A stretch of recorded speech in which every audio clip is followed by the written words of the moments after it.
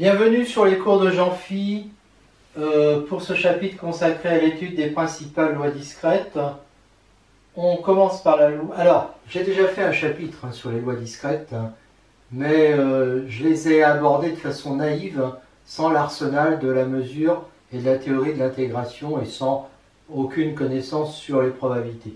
Là, par contre, j'ai toutes les connaissances de la mesure, de l'intégration, et je connais tous les résultats, par exemple, comment on calcule l'espérance, la variance, les propriétés, l'indépendance, etc. Voilà.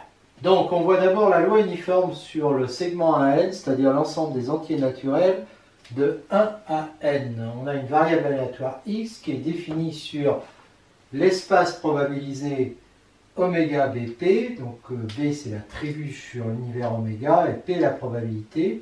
On dit qu'elle suit la loi uniforme que l'on note comme ça sur 1n si l'image de oméga, donc les valeurs prises par x, c'est 1 jusqu'à n, et si la probabilité de chaque valeur est égale à 1 sur n, parce que en fait, qui dit loi uniforme dit équiprobabilité. Donc là, on a n valeurs possibles, donc ça nous donne bien 1 sur n pour que la somme des p de x égale k fasse 1. Px est donc égal à la somme de 1 à n des 1 sur n delta k, et l'espérance est égale à n plus 1 sur 2, la variance à n2 moins 1 sur 12, et voici la fonction de répartition. Bon, ça c'est exactement la définition de la fonction de répartition. Alors évidemment, si n est différent de 1, on peut éventuellement améliorer cette écriture. Bon. E de x. Alors, il faut démontrer ça. Alors, quand même, quand est-ce qu'elle est utilisée? Par exemple, quand on lance le dé et qu'on regarde le numéro du dé. Chaque face a la même probabilité 1/6 de tomber sur 1, sur 2, sur 3, sur 4, sur 5, sur 6. C'est-à-dire que dans ce cas-là, x donne le numéro. E de x est égal à la somme des k sur n. Somme des k, c'est n plus 1 sur 2, donc divisé par n, ça fait n plus 1 sur 2. E de x au carré, c'est la somme des k2 sur n, donc ça fait 1 sur n. La somme des k au carré, on fait comme si on le savait, c'est pas très dur à démontrer. Ça fait n plus 1 de n plus 1 sur 6, et quand on simplifie, donc ça fait n plus 1, multiplié par n, ça fait n plus 1 de n plus 1 sur 6, mais divisé par n, ça fait plus que ça.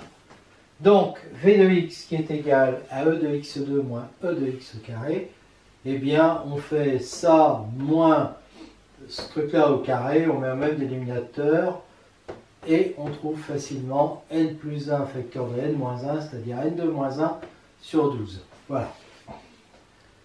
Donc, c'en est terminé. Oui, la fonction génératrice, là, c'est la somme des p de x égale k multiplié par t puissance k, donc ça fait exactement ça. La loi de Bernoulli, on dit que la variable x, là, définie sur oméga p, bp, suit une loi de Bernoulli de paramètre p. P est un nombre réel entre 0 et 1. Si les valeurs qu'elle prend, c'est 0 et 1, et 1 avec la valeur p, donc 0 avec la valeur 1 moins p, égale Q. Donc Px égale P delta 1 plus Q delta 0. E de x est égal à P, V de x, la variance égale PQ, et Gx de t est égal à 1 moins P plus PT. Alors, la loi de Bernoulli, quand est-ce qu'on l'utilise? Eh bien, quand on joue à pile ou face. Pile... on tombe sur pile, x égale 1, on tombe sur face, x égale 0. D'accord? Bon, évidemment, c'est un cas particulier, c'est-à-dire P égale Q égale 1,5. Si la pièce est truquée, on peut imaginer P égale 1 tiers et puis Q égale 2 tiers. Voilà. Donc, on a bien Px. Alors, E de x, c'est P, c'est la probabilité que x égale 0. C'est-à-dire Q fois 0, plus la probabilité que x vale 1, donc ça fait bien P. E de x2, c'est P fois... alors, E de x2, c'est... alors, x2, c'est 1 au carré ou 0 au carré. c'est 1 avec la probabilité P, 0 avec la probabilité Q, donc ça fait P aussi. V de x, c'est E de x2, c'est-à-dire P moins E de x au carré, c'est-à-dire P2, donc ça fait P facteur de 1 moins P, donc ça fait P multiplié par Q. Gx de t, c'est Px égale 0 fois t puissance 0, là ça fait Q fois 1, plus P de x égale 1, c'est-à-dire P fois t. D'accord? Mais Q c'est 1 moins P, donc ça fait Pt plus 1 moins P, et c'est bien ce que j'ai écrit ici.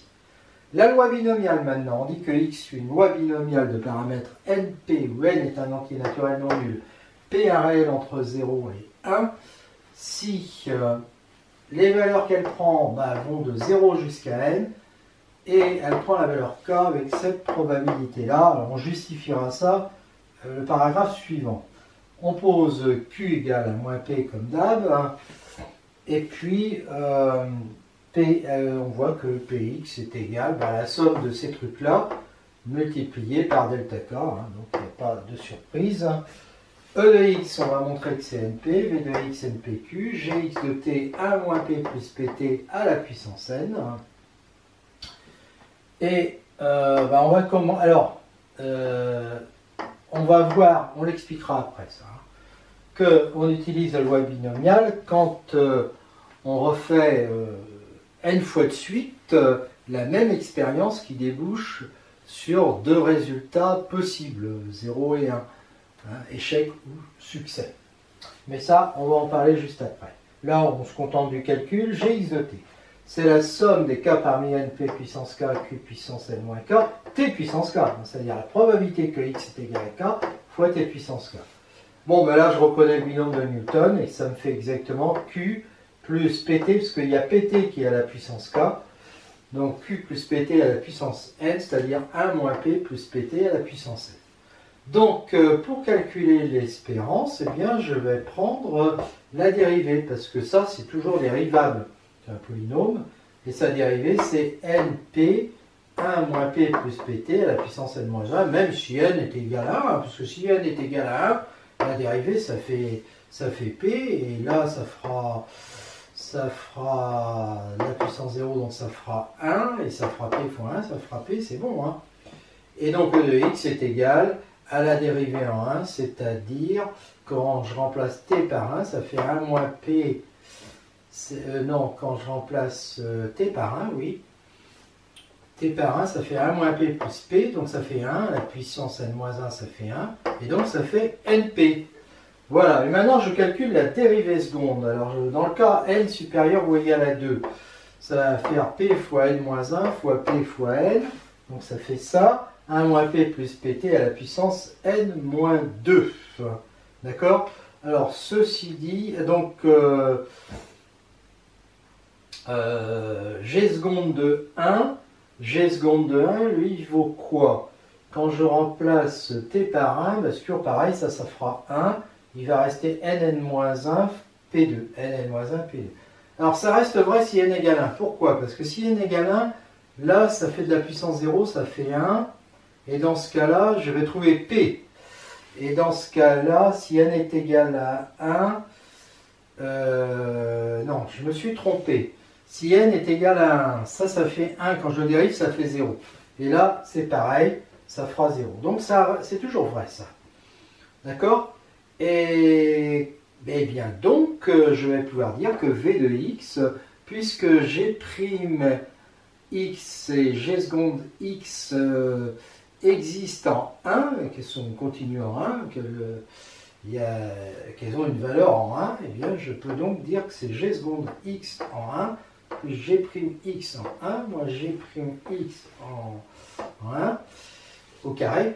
Et donc ça me fait n-1 p2, ça c'était g seconde de 1, n-1 p2, plus g'x en 1, g'x en 1 c'est np, moins g'x en 1 au carré n2p2, et donc là j'ai n2p2 qui s'en va, il va me rester np moins np2, et en factorisant np, ça fait np facteur de 1 moins p, donc ça fait NPQ, et j'ai ainsi démontré tous les résultats.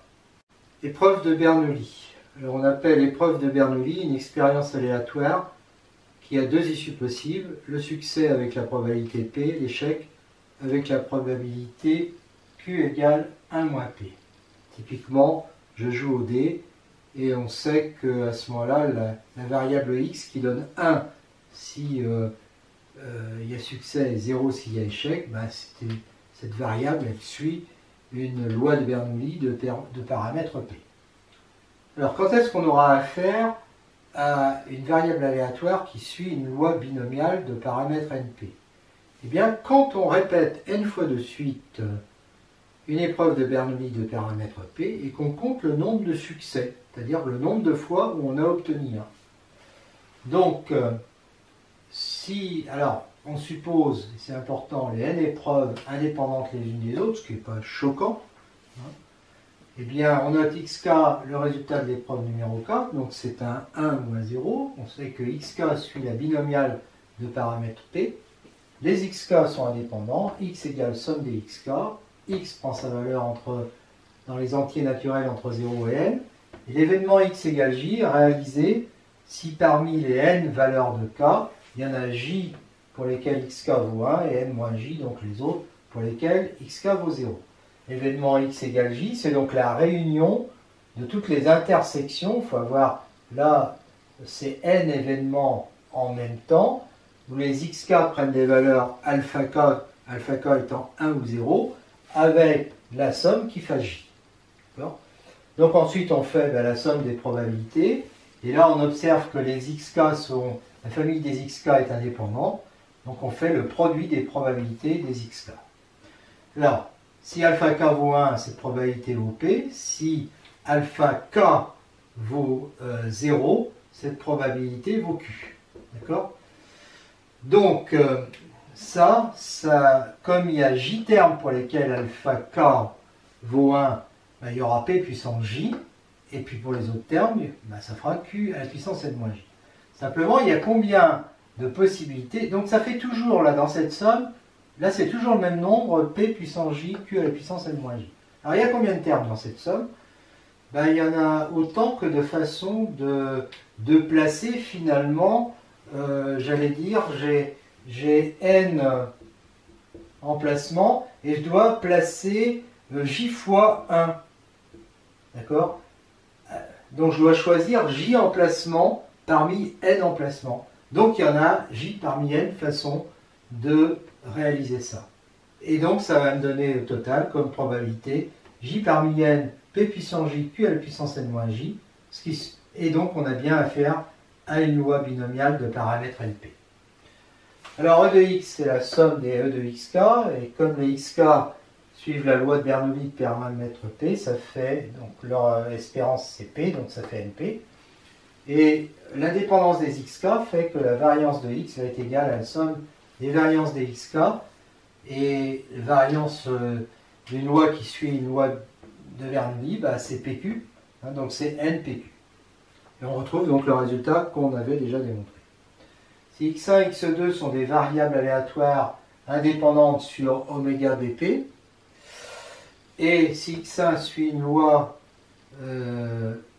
de binomiale de paramètre N1P et l'autre une loi binomiale de paramètre N2P, donc avec la même probabilité, eh bien alors x1 plus x2 suit la loi binomiale de paramètre N1 plus N2P. Alors, pourquoi? Eh bien parce que la fonction génératrice de x1 plus x2 va être égale à la fonction génératrice de x1 fois la fonction génératrice de x2 parce que les x1 et x2 sont indépendants. Et donc ça me fait 1 moins p plus pt à la puissance n1, 1 moins p plus pt à la puissance n2, au total 1 moins p plus pt à la puissance n1 plus n2, et là je reconnais la fonction génératrice d'une loi d'une loi binomiale de paramètres n1 plus n2 p. Et comme je sais que la fonction génératrice caractérise une loi de probabilité, je peux en déduire que x1 plus x2 suit cette loi binomiale. Généralisation, je ne le fais pas, au lieu d'en avoir deux, il y a xi de 1 à n. elles sont indépendantes les unes des autres, ces variables, elles suivent toute une loi binomiale de même paramètre P, et donc la somme suit la loi binomiale de paramètres dont les paramètres sont la somme des NI et puis P. La démonstration est identique, simplement au lieu d'avoir deux termes, on en a N. Dernière remarque, si X suit une binomiale de paramètres NP, alors la valeur maximale de P égale XK, de P de X égale K, pardon, c'est K0 parmi N, P puissance K0, Q puissance N moins K0, où K0 est la partie entière de N plus 1 fois P. Comment démontrer ça? Comme je veux avoir la valeur maximale de P de X égale K, c'est-à-dire qu'il vaut K parmi N, P puissance K, Q puissance N moins K, je vais étudier cette suite des PK.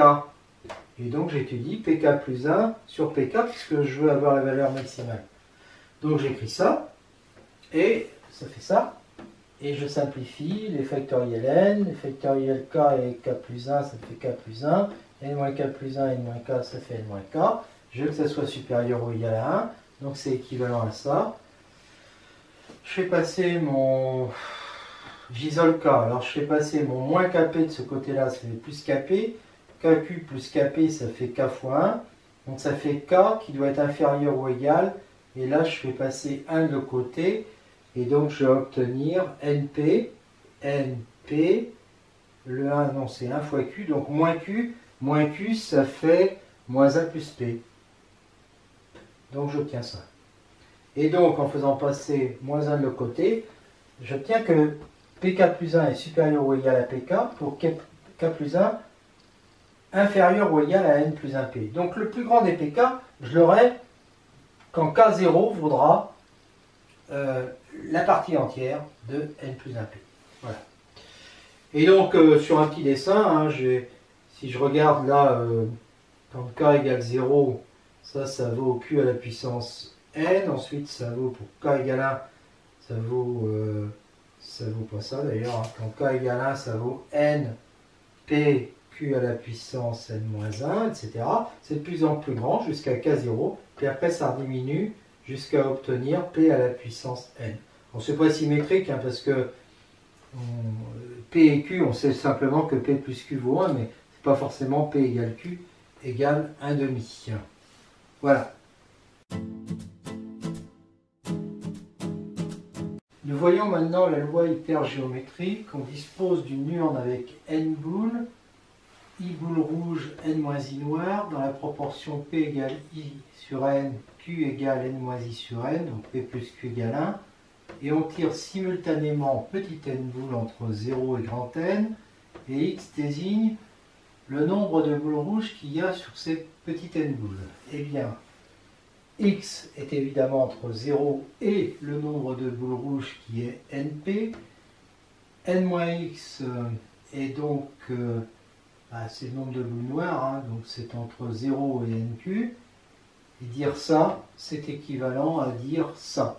Pourquoi? Parce que X est plus grand que 0 et plus grand que N moins NQ, donc plus grand que les deux. Et X est plus petit que N et NP. Alors il est plus petit que NP ici, et il est plus petit que N ici. Et inversement, si on a ça, c'est évident qu'on a ça. D'autre part, c'est pas du tout choquant d'avoir ça plus petit que ça, parce que ça c'est positif, donc 0 est plus petit que ça. Et si celui-là est plus grand que 0, c'est-à-dire si n est supérieur ou égal à nq, à ce moment-là, n moins nq, ce qui est plus petit que n, va être inférieur ou égal à np, parce que si j'envoie de l'autre côté, ça fait n inférieur ou égal à grand N, p plus q, c'est-à-dire à grand N. D'accord? Et donc ça marche. L'univers, c'est l'ensemble des parties de U de cardinal n. Donc en fait, il y en a petit n parmi grand N, et on lui met l'attribut P de oméga parce que l'univers est fini. Et on lui met la probabilité uniforme parce que,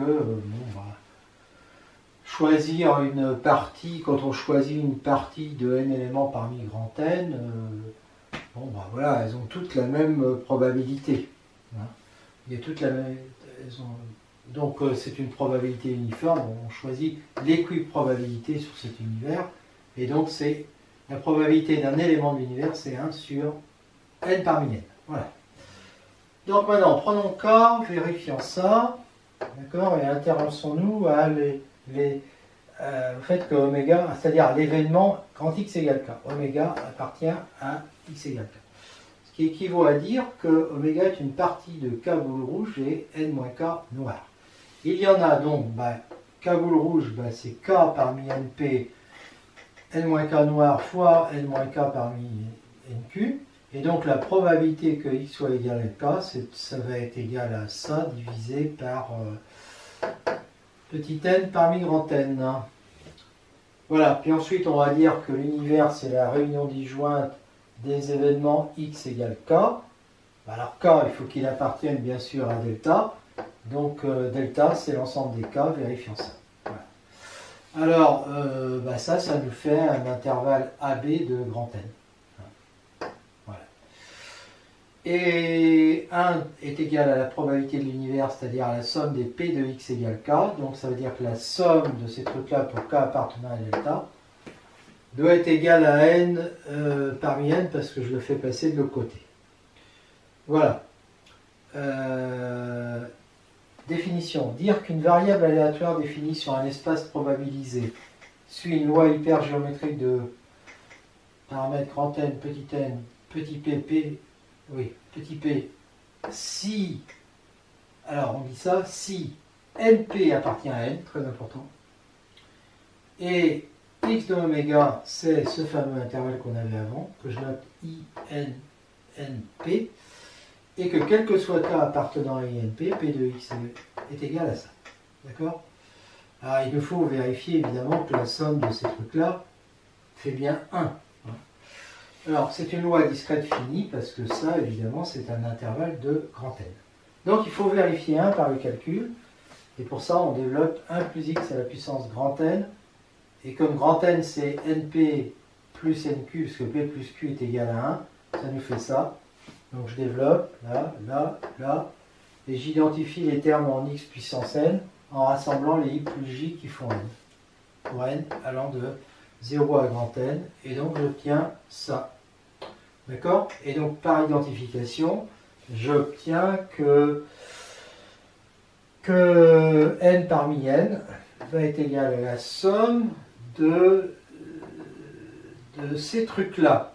Alors il faut que i plus j soit égal à n. Autrement dit, je peux remplacer j par n moins i.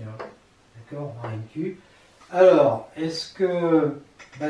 en fait, pour que i plus j fasse n, il suffit que i soit entre évidemment 0 et puis np, que j soit, et que j, c'est-à-dire n moins i, soit entre 0 et nq. Et ça équivaut bien à dire que i appartient à delta.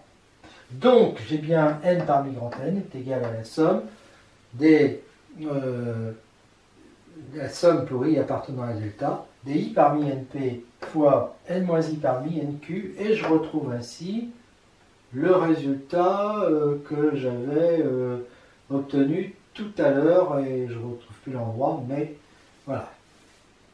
Remarque que la somme pour k appartenant à delta des k parmi np fois n moins k parmi nq est égale à petit n parmi grand N, où delta est cet ensemble-là, peut s'écrire somme sur delta de k parmi i.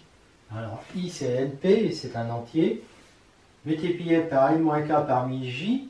Alors j c'est l'entier, en fait n moins i, grand N moins i, et c'est égal à n parmi grand N. Ici donc i égale np, j égale nq, c'est-à-dire grand N moins i, appartient à n aussi. Et on l'écrit souvent, cette formule-là, on l'écrit souvent comme ça, c'est-à-dire on ne se contente pas de k qui appartiennent à ça, mais on dit k allant de 0 à n. Alors on fait ça à condition de poser que les a parmi b valent 0 quand a est négatif ou quand a est supérieur à b. À ce moment-là, on peut le faire. Oui, la condition qui est là, évidemment, c'est celle-là. Donc, définition, on redéfinit la loi hypergéométrique en disant que cette fois-ci, x prend ses valeurs dans 0, n, hein, petit n compris entre 1 et n, p un nombre réel entre 0 et 1, donc on exclut les deux cas qui sont sans intérêt, 0 et puis 1, et np est égal à i appartient à n, et j donc qui est égal à nq, toujours pareil, est égal à n moins i parce que q fait 1 moins p. Et p de x égale k est égal à ça, avec les conventions que j'ai dit là, c'est-à-dire des combinaisons qui sont nulles dès que le terme du bas est négatif ou plus grand que le terme du haut. Ça va nous aider à calculer e de x et v de x. Alors, pour e de x, on a besoin de calculer la somme de ces trucs-là multipliés par k. Donc en particulier, on va regarder ce que ça donne que k fois k parmi np. C'est-à-dire k fois k parmi i, donc qui s'écrit comme ça. Pour k strictement supérieur à 0 et inférieur ou égal à i, parce que je vais supprimer le k, à ce moment-là, ça fait ça. D'accord? Et ça fait i, k-1 parmi i moins k. Alors ça marche bien si k est entre 0 et inférieur ou égal à i, parce que tout ça c'est valide. Et puis sinon, si k est supérieur à i, bah, si k est supérieur à i, de toute façon ça faisait 0. Puis là, k-1 va être supérieur à i-1, ça fera 0. Donc ça marche aussi. D'accord? Et alors, si k est négatif, bah, ça fait 0, puis là aussi. Et puis mais bon, c'est sans intérêt dans le calcul de x de toute façon. Mais si k égale 0, qu'est-ce qui se passe? À gauche, ça faisait 0. Et là, il y a un truc négatif, ça fera 0. Donc cette formule reste toujours vraie. Donc maintenant, il faut que je fasse. Donc j'ai fait k fois ça. Maintenant, il faut multiplier par ça. C'est-à-dire par n moins k parmi j. Donc la somme des k, k parmi i, n moins k parmi j, d'après ce que je viens de dire, c'est la somme des i fois ça. Je sors le i. Donc ça fait ça. D'accord? Je fais une petite translation sur k et ça fait ça. D'accord? Bon.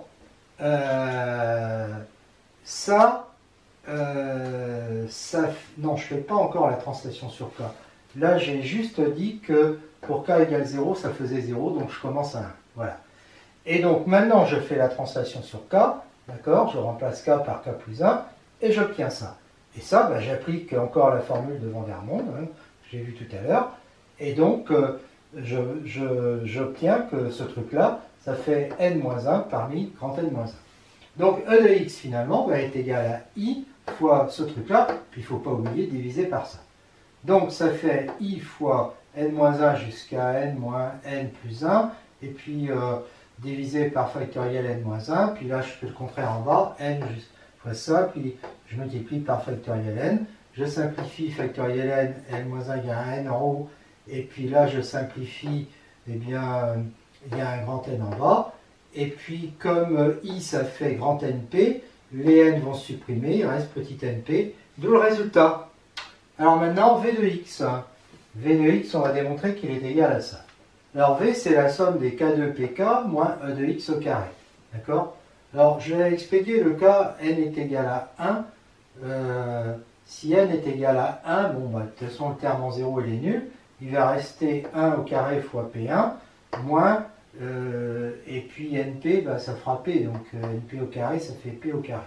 D'accord? Si n est égal à 1, alors je suis ici avec n égale 1 et p de k égale 1, donc ça fait 1 parmi i multiplié par n vaut 1 et k vaut 1, 1 moins 1 parmi j, divisé par 1 parmi n, moins p2, donc ça fait i, ça fait du 0 parmi, donc ça fait 1, et ça fait grand N, ça fait i sur n, et i c'est p grand N, donc ça fait p moins p2, donc p facteur de 1 moins p, et par rapport à ce que c'est-à-dire ça fait p fois q, hein, donc ça fait p fois q quand n vaut 1, et quand n vaut 1, effectivement, ça vaut 1, donc ça marche. Donc maintenant, je suppose n supérieur ou égal à 2.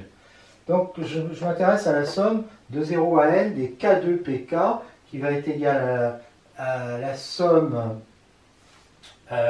des k, k-1 plus la somme des k, mais la somme des k, k-1, bon, bah, pour k égale 0 et k égale 1, ça s'annule, donc je peux dire à partir de 2, plus celle-là, d'accord? Alors, K, K-1, PK, ça va être, eh bien, c'est toujours l'histoire, c'est K fois ça. Ben, j'avais vu tout à l'heure que ça faisait I fois ça, d'accord? Mais maintenant, il va y avoir K-1, et puis il va y avoir évidemment ce terme-là. Donc, ça va me faire I, d'accord? Et puis là, ben, je rapplique le résultat de tout à l'heure, sauf qu'à la... mon K a été remplacé par K-1 dans ce truc-là. Tout à l'heure, j'avais K, ici, j'avais K parmi I. Donc, j'applique le même résultat. Bah, ça va me faire I-1 à la place de I. Et puis, ça va faire... ça va faire que je me suis quand même trompé, parce que ça, c'était pas la peine de le mettre. Voilà. Donc ça va me faire I-1, donc j'ai dit, ce truc-là, ça fait I-1, bah oui, K-2 parmi I-2. Voilà, d'accord? Donc c'est bon. Alors maintenant, avec les conventions habituelles, hein, des trucs qui sont nuls quand c'est négatif. Hein. Donc la somme de ces K, K-1, PK, ça va être égal à quoi? Ça va être... une somme de I-1 fois ce truc-là fois N-K parmi J. Donc ça va faire ça. D'accord? Et j'ai sorti les I-1. Voilà, somme des K. Pourquoi j'ai mis somme des K, K-1? C'est pas somme des K d'ailleurs, c'est le K il a disparu là, on est d'accord. Donc ça fait somme, et je fais une petite translation sur cette somme, donc K égale 0 à N-2, de K parmi -2, et puis là ça me fait N-2 K parmi J, et là bah, toujours la même formule de Van der Monde, ce truc là, ça va me faire petit n-2 parmi grand N-2, d'accord? Donc V de X est égal à ce truc-là, qu'on divise bien sûr, parce que ça je ne l'ai pas encore fait, par n parmi grand N, plus, alors j'avais dit qu'il fallait rajouter, puis alors comme j'ai remplacé les... Ah oui, j'avais transformé, alors j'avais ça, d'accord? Donc il va falloir rajouter... l'espérance de ce truc-là, c'est-à-dire e de x, d'accord? Et puis évidemment, moins e de x au carré. Voilà. Et donc maintenant, je remplace ces deux combinaisons, hein, comme j'ai fait tout à l'heure. Et là-dessus, j'effectue les simplifications de rigueur. Voilà. Ça fait NP, moins N2P2, je mets NP en facteur. Il va être facteur de 1 moins NP. Et finalement, je me retrouve avec I-1. Une fois que j'ai simplifié, ça fait ça. Mais mon I, je le remplace par NP qui va me supprimer le grand N. Donc il va me rester un P, il va me rester un N, et puis il va me rester N-1 en bas. D'accord? Et le I, je le remplace par NP, donc NP-1. Plus NP facteur de 1 moins NP, je mets NP en facteur, je mets au même dénominateur. Là, je développe mes deux parenthèses, d'accord? Et ici, je développe aussi... non, je multiplie ça par n-1, donc je vais avoir du n-1, moins n, voilà, plus ça. Je constate qu'il y a des simplifications, et il va me rester quoi? Il va me rester ça, 4 termes, qui font exactement ça, n moins grand N moins petit n, facteur de 1 moins p. Hein, parce que ça fait n moins... Alors, grand N moins n grand P, c'est bon. Moins petit n, c'est bon. Plus petit np, c'est bon. Et maintenant, ça, je peux l'écrire np, 1 moins p, c'est q. Et il me reste grand N moins n sur grand N moins 1. Et la propriété est démontrée.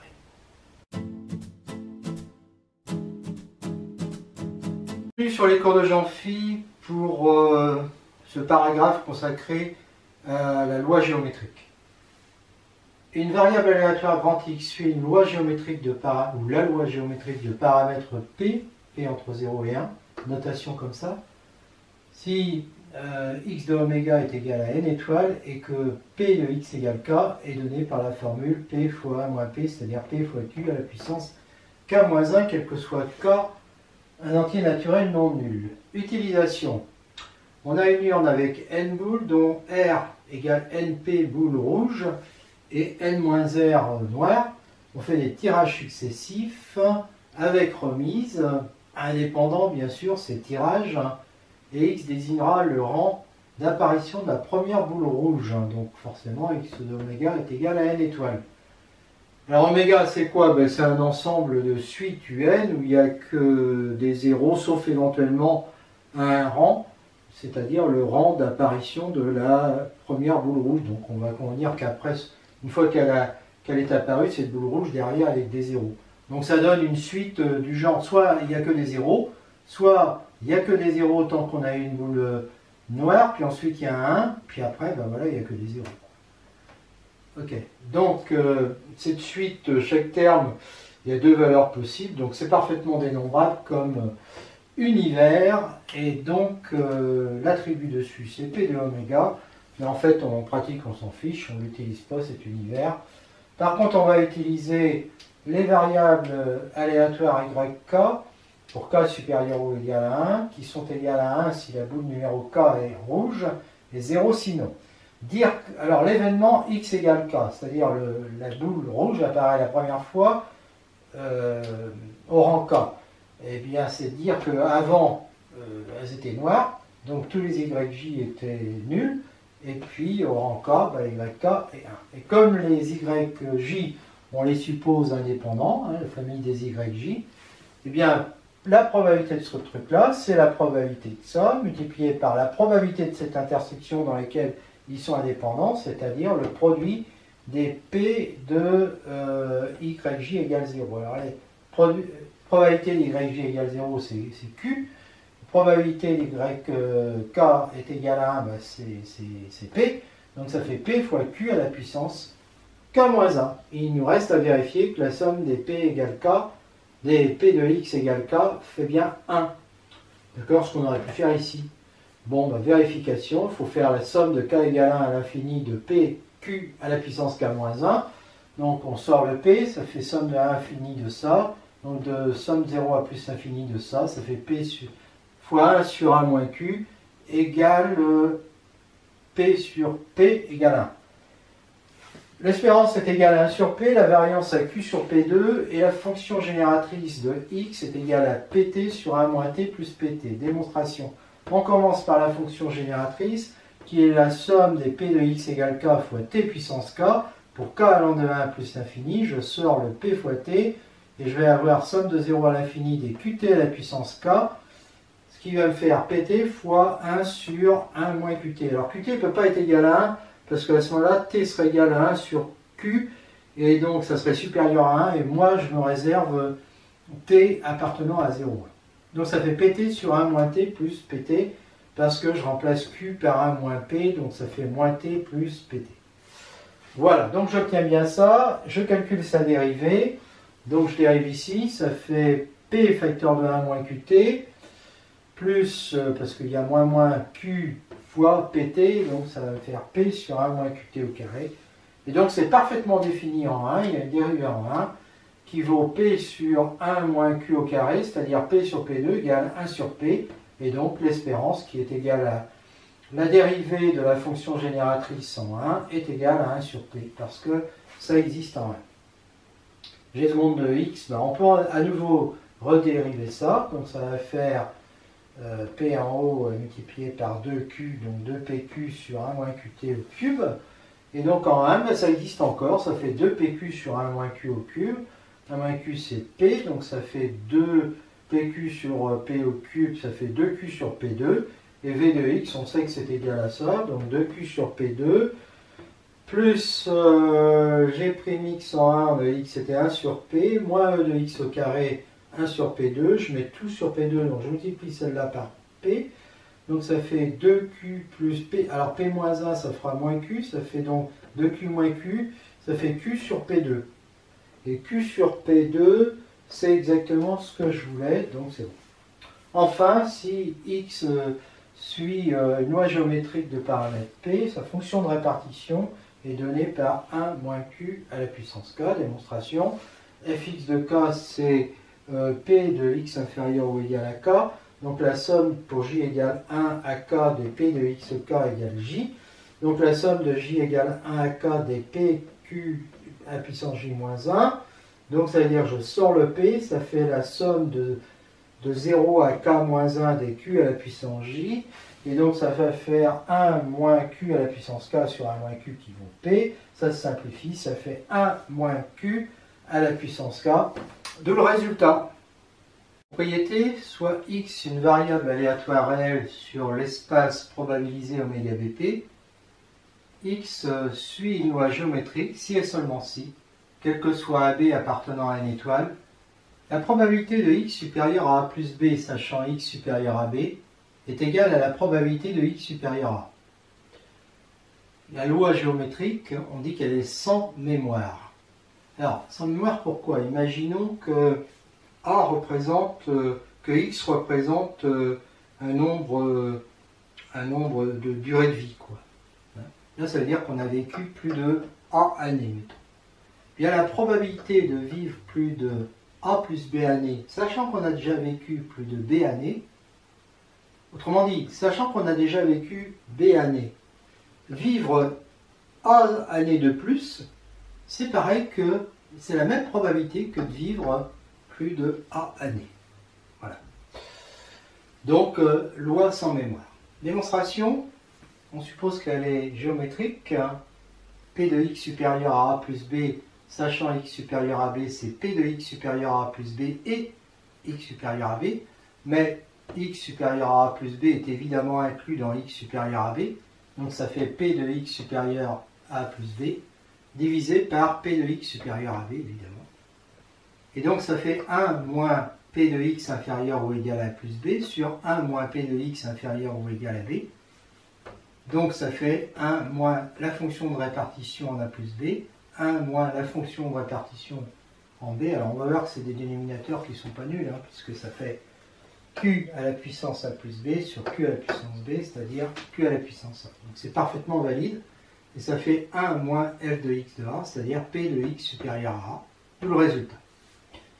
Réciproque, si B est égal à 1 et A supérieur ou égal à 1, donc je remplace ici B par 1, je vais avoir P de x supérieur à A plus 1, sachant x supérieur à 1, qui va être égal à P de x supérieur à A. Alors ça, c'est comme tout à l'heure, hein, ça va être P de x supérieur à A plus 1, divisé par P de x supérieur à 1, qui est égal à ça. Et donc, en multipliant par P de x supérieur à 1, je vais obtenir que P de x supérieur à A plus 1 est égal à P de x supérieur à 1 fois P de x supérieur à A. Il ne faut pas oublier que A est un entier naturel, hein, ça revient à dire UN plus 1 égale ce nombre-là que j'appelle Q fois UN. Donc j'ai affaire à une suite géométrique, évidemment. Je vais avoir immédiatement, hein, je ne fais pas la récurrence, P de x supérieur à A, qui va être égal à P de x supérieur à 1 à la puissance A. Et donc, à ce moment-là, si j'appelle P de x supérieur à 1, si j'appelle Q, ça va faire Q puissance A, et donc fx de A qui est égal à 1 moins P de x supérieur à A, va être égal à 1 moins Q puissance 1. Et là, je trouve quoi? Je trouve la fonction de répartition d'une loi géométrique de paramètre Q. Donc ça veut dire que si je l'appelle Y, cette fois-là, f et y de A est égal à 1 moins Q à la puissance A, ben là je viens de démontrer que fx est égal à fy. Et donc ça veut dire que x suit la même loi que y, donc la loi géométrique, parce que je sais que la fonction de répartition, elle caractérise la loi de probabilité. Voilà. Donc on dit aussi qu'il s'agit d'une loi, donc on a démontré l'équivalence, on dit aussi qu'il s'agit d'une loi de vie sans vieillissement. Les seules lois de probabilité discrète à valeur dans une étoile qui suivent une loi de vie sans vieillissement, ou encore une loi de vie sans mémoire, une loi sans mémoire, eh bien, sont les lois géométriques, ça c'est ce qu'on vient de démontrer. Et la loi exponentielle, qui elle n'est pas discrète, hein, c'est une loi absolument continue, est elle aussi une loi de vie sans vieillissement. Bienvenue sur les cours de Jean-Phi. On est sur la loi de Poisson. Une variable aléatoire grand X suit une loi de Poisson de paramètres lambda supérieur à 0. Notation. Si elle prend ses valeurs dans n, ici p de x égale n est égal à exponentielle moins lambda fois lambda puissance n sur factoriel n, quel que soit n appartenant à n. Donc on a bien la somme des probabilités de x égale n qui va être égale à 1, parce que ça fait somme de ces trucs-là. Donc on peut sortir l'exponentielle. Somme de lambda n sur n factoriel, ben ça fait exponentielle lambda. Et donc ça fait 1. Donc on a bien affaire à une loi de probabilité. Son espérance c'est lambda, sa variance aussi. Et la fonction génératrice de x est égale à exponentielle de lambda fois t-1. Démonstration, on commence par la fonction génératrice. Donc somme de 0 à plus l'infini d'exponentielle moins lambda fois lambda n sur factoriel n t puissance n, je sors l'exponentielle moins lambda. Et comme tout à l'heure, eh ben je fais intervenir l'exponentielle parce que c'est lambda t à la puissance n sur factoriel n. Donc ça va faire exponentielle de lambda t. Et donc exponentielle de lambda fois t-1 et c'est bon. Si on dérive, ça va nous faire lambda exponentielle lambda t-1. Et donc il y a une dérivée en 1 qui est égale à lambda tout court. Et on sait que ça va être l'espérance lambda exponentielle 0 égale lambda. Et elle a une dérivée seconde qui va être égale à lambda 2 exponentielle lambda fois t-1. Et donc là aussi en 1 ça marche. Et ça donne lambda 2. Donc la variance existe, elle est égale à ça. Et quand je remplace, ça fait lambda 2 plus lambda moins lambda 2 égale lambda et c'est gagné. Propriété, si x1 et x2 sont deux variables aléatoires sur le même espace qui suivent des lois de Poisson et qui sont indépendantes, alors x1 plus x2 suit la loi de Poisson lambda 1 plus lambda 2. Démonstration, eh bien on sait que puisque x1 et x2 sont indépendants, g de x1 plus x2 est égal à g de x1 fois g de x2.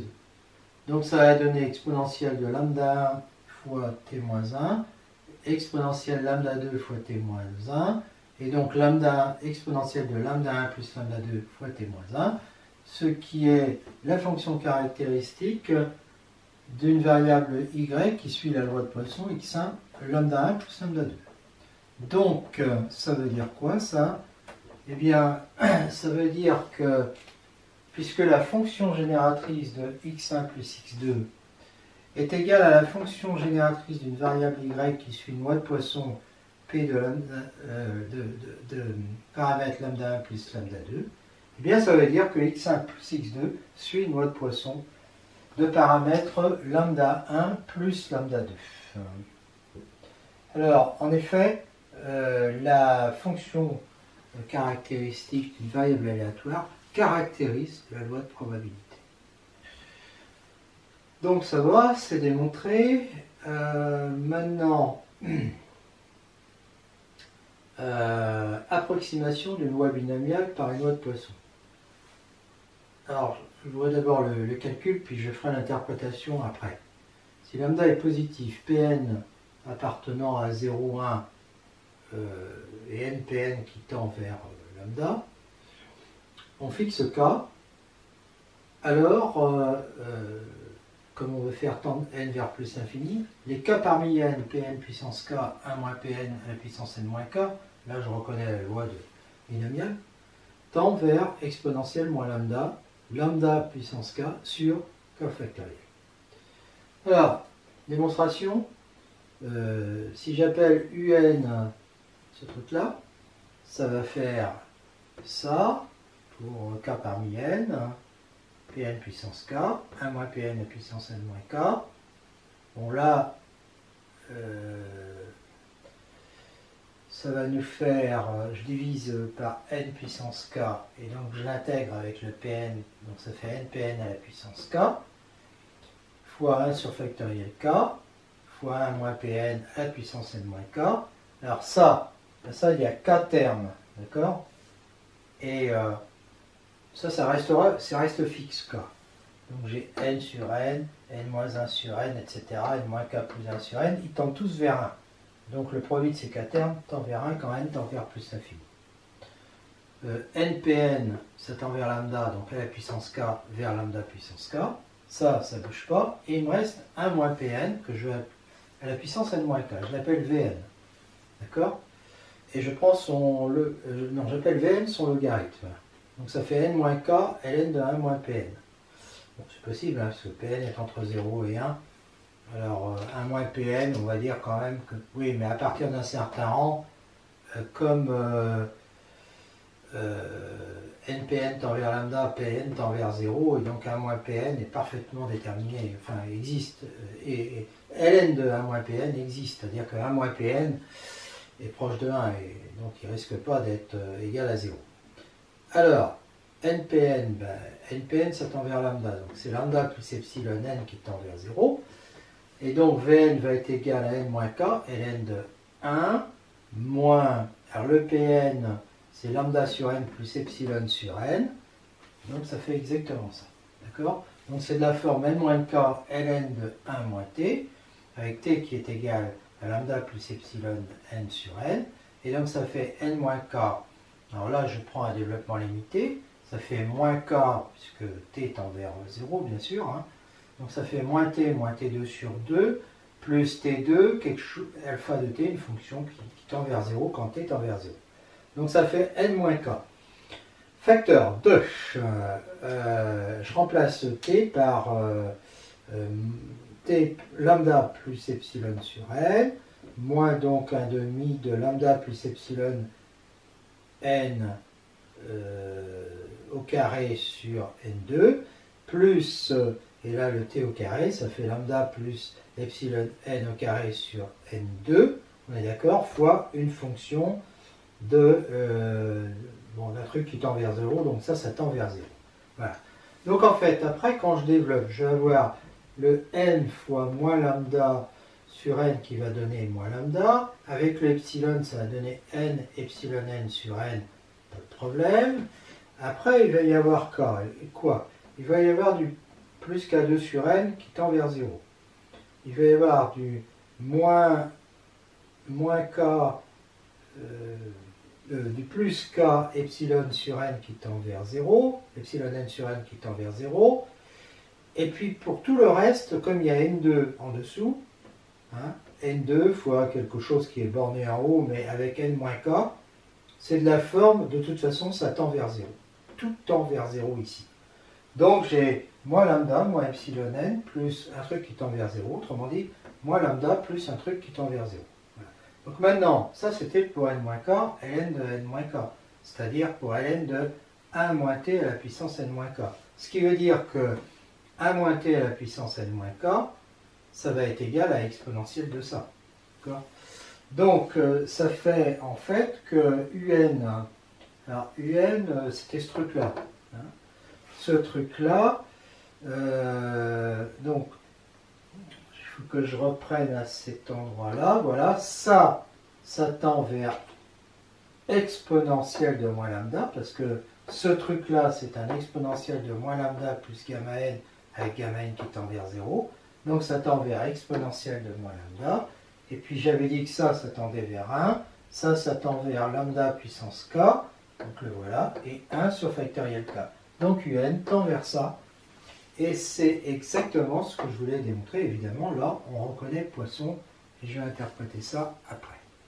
Interprétation de ce qu'on vient de démontrer. Ce qu'on vient de démontrer, c'est que si on a ça, alors k parmi n, p puissance k, q à la puissance n moins k, tend vers exponentielle moins lambda fois lambda puissance n divisé par lambda puissance k divisé par factoriel k. Autrement dit, on a démontré qu'on a ça, où xn suit cette binomiale et x la loi de Poisson. D'accord? Ça implique que xn converge en loi vers x. Parce que si on fixe k, donc n devient très grand, la fonction de répartition des xn nous donne f xn de k est égal à p de xn inférieur ou égal à k. Eh bien, on regarde tous les i allant de 0 à k. Hein, ça fait somme de i égale 0 à k et p de xn égale i. Et chacun tend vers p de x égale i. Et donc cette somme, évidemment, ça donne, parce que c'est aussi une variable discrète, ça donne P de x inférieur ou égal à k, c'est-à-dire fx de k. Et donc j'ai limite de fxn de k quand n tend vers plus infini est égal à fx de k, quel que soit k appartenant à n, ça veut dire que xn tend en loi vers x. Voilà. Alors quand est-ce qu'on utilise la loi de Poisson? Donc pour finir, eh bien quand on a des événements aléatoires dans le temps et l'espace, par exemple des nombres d'appels sur un standard pendant une durée assez courte, nombre de voitures passant un péage, nombre de pannes sur une machine. Alors exemple, on considère le nombre d'accidents de voitures intervenus sur une route départementale dans un département pendant un an. Donc j'ai mis là le nombre d'accidents entre 0 et 6. Et là, par exemple, ça veut dire qu'il y a eu 126 jours où il y a eu un accident, 36 jours où il y a eu 2 accidents. Alors j'ai fait les calculs, hein, j'ai donné les fréquences. Et si on modélise ça par une loi de Poisson, alors forcément, le paramètre de cette loi de Poisson, je rappelle que l'espérance de la loi de Poisson, c'est son paramètre. Donc on calcule la moyenne de ça, et on trouve 0,762 accidents par jour. Donc on considère une loi de Poisson de paramètre 0,762. Alors par exemple, la probabilité d'avoir au moins un accident, bah, c'est P égale 1 moins P de x égale 0. Et donc ça, j'ai fait ce petit calcul, et je trouve que c'est 0,533, la probabilité d'avoir au moins un accident. Bon, bah, c'est-à-dire, en gros, ça revient à faire ça. Hein. 0,533, ça doit être presque égal à 1 moins 0,496. En fait, c'est pas tout à fait ça, bien sûr. Hein. Voilà.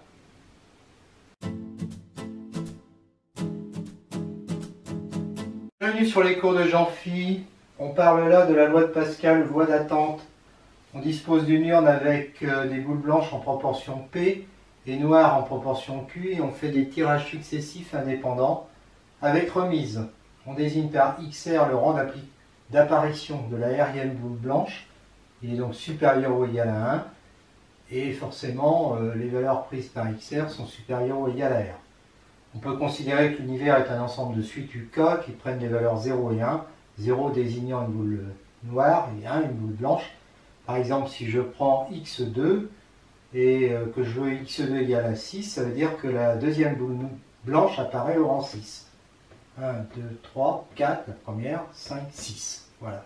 Et puis je mets que des zéros après. Donc on peut dire que oméga c'est un ensemble de suites comme ça, et donc il est discret, bien sûr. Propriété, somme de k égale r à l'infini de r parmi k, x puissance k est égal à x puissance r sur 1 moins x à la puissance r plus 1, si r appartient à n, r supérieur ou égal à 1 et valeur absolue de x inférieure à 1. Démonstration, bon, on peut vérifier que le rayon de convergence de cette série entière est 1, avec le critère de D'Alembert. Je vous laisse faire le calcul, on obtient ça, et en fait tendre k vers plus l'infini, ça donne un rayon 1. Bon. F de x, ça c'est une série aussi qui a pour rayon 1, somme des xk égale 1 sur 1 moins x, pour x en valeur absolue inférieure à 1. On sait qu'elle était c infini, et qu'on peut dériver terme à terme, donc ça donne ça. On peut, pour le fun, redériver une seconde fois, et par une récurrence tout à fait évidente, f' de x est égal à la somme de ces trucs-là, qui va être égal à ça. Alors ça, je peux l'écrire comme ça, d'accord? Voilà. Et donc ça, c'est le résultat que je voulais, parce que je renvoie le facteur, je divise par factoriel r des deux côtés, et j'ai un x puissance, je multiplie par x puissance r des deux côtés, donc là, j'ai plus que x puissance k comme là-bas, et x puissance r de ce côté. Et donc, j'obtiens ça.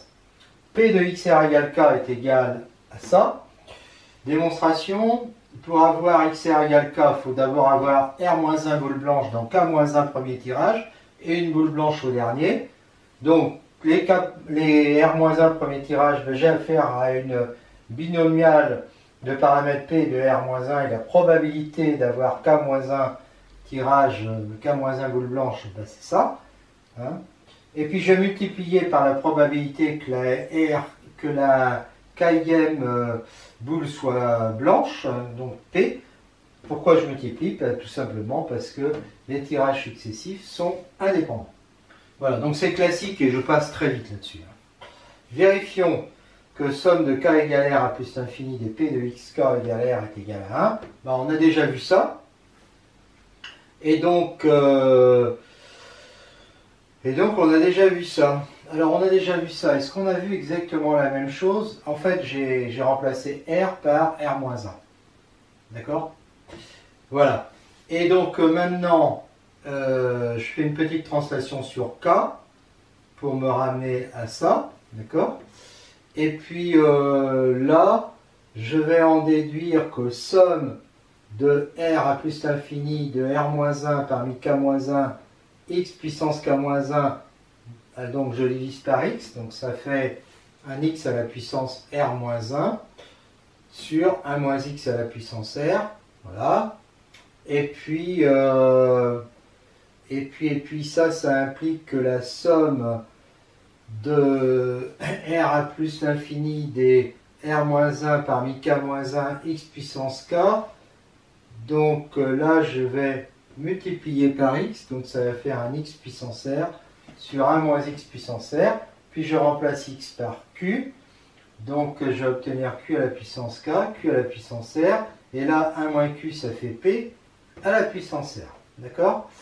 Et donc ensuite, ensuite je n'ai plus qu'à renvoyer le p puissance r de ce côté-là, divisé par q puissance r, ça fait q à la puissance k moins r, et c'est gagné.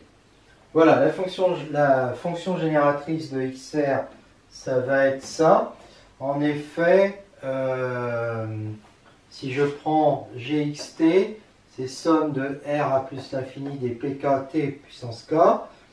Donc ça fait en fait, quand j'écris pk, alors pk c'est ça, t à la puissance k, il va y avoir qt qui est à la puissance k, et pr divisé par qr, je peux le mettre devant. Voilà. D'accord? Et puis ça, grâce aux propriétés que j'ai vues avant, ça fait exactement ça. D'accord? Et puis ensuite, bah, il n'y a plus qu'à dire quoi. Bon, ça je le laisse. P il est à puissance. Oui, alors TQ, je le rentre là-dedans, ça fait TQ à la puissance R. Et comme P l'est aussi, fait PTQ à la puissance R. Sur Q à la puissance R, et là j'enlève les Q à la puissance R, ça fait PT à la puissance R sur 1 moins TQ à la puissance R, donc ça fait exactement ça. Et voilà, ce que je voulais dire aussi, à un moment donné dans une démonstration par là, j'ai dû diviser par un x qui était égal à 0, mais on peut vérifier, alors je ne sais plus où c'était en fait, hein. De toute façon, c'est pas gênant parce que après, je prenais x égale q et q n'était pas égal à 0.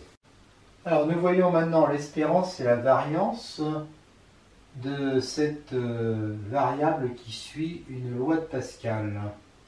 L'espérance est égale à r sur p, la variance est rq sur p2, c'est-à-dire r moins p sur p2. Démonstration. On utilise la fonction génératrice de xr. On a vu qu'elle était égale à ça. Je la dérive sur le disque ouvert de convergence. Donc ça fait R pt sur 1 moins qt à la puissance R moins 1 fois la dérivée de ça, c'est-à-dire P fois 1 moins qt plus Q fois pt sur 1 moins qt au carré. Le carré, je le mets avec la puissance R moins 1 en bas. Et puis en haut, je fais le ménage ici. Il y a les qpt qui s'en vont. Il ne reste plus que P et le R qui est là, et le PT à la puissance R-1. Quand t tend vers 1, ça tend vers PR fois P puissance R-1 sur P à la puissance... Oui, ça fait 1 moins Q, qui est égal à P à la puissance R plus 1. Je fais un peu de ménage, il va me rester un P en bas et le R en haut. Donc c'est bon, parce que l'espérance est égale. Il y a une limite à gauche en 1, donc elle prend cette valeur de la limite à gauche en 1. Voilà. Alors, grâce à cette valeur, je peux prolonger la fonction g'xr en 1 et je calcule sa dérivée. Donc, c'est g seconde. D'abord pour r supérieur à 1, parce que là, il y a r moins 1. Quand r est supérieur à 1, ça va me faire quoi? Ça va faire PR, je dérive ça, r moins 1, p, pt à la puissance r moins 2, sur A moins QT à la puissance R plus 1. D'accord. Plus PR PT à la puissance R moins 1 fois, et là je dérive 1 sur 1 moins QT à la puissance R plus 1. Donc ça fait R plus 1Q sur 1 moins QT à la puissance R plus 2. Je fais tendre T vers 1. Ça fait donc PR alors PR R-1 mais fois P, donc P de R R-1, P à la puissance R-2 sur, alors là pareil, 1 moins Q fois 1, 1 moins Q, ça fait P à la puissance R plus 1, plus PR R à la puissance R-1, R plus 1Q sur P à la puissance R plus 2, donc là, il y a P à la puissance R-1 fois P, ça fait P à la puissance R, je le simplifie, ça fait P2, il reste Q, R, R plus 1. Et là, le P2 fois P à la puissance R-2, ça fait PR. Il reste un P en bas, mais je le multiplie par P en haut pour avoir P2. R, R-1. Je simplifie ensuite le PR2. Eh ben, je sais pas. Qu'est-ce que ça me fait ça?